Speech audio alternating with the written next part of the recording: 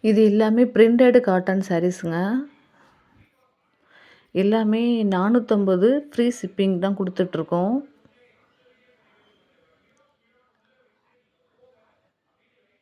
இதெல்லாம் வந்து இனிமே சம்மர் சீசன் வரப்போகுது இல்லைங்களா? சம்மர் சீசனுக்கு வந்து இந்த சேலை வேர் பண்ணீங்கன்னா, உங்களுக்கு ரொம்பவே கம்ஃபர்டபுளா இருக்கும்.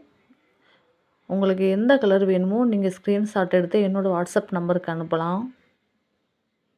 கலர் எல்லாமே சூப்பரான கலருங்க.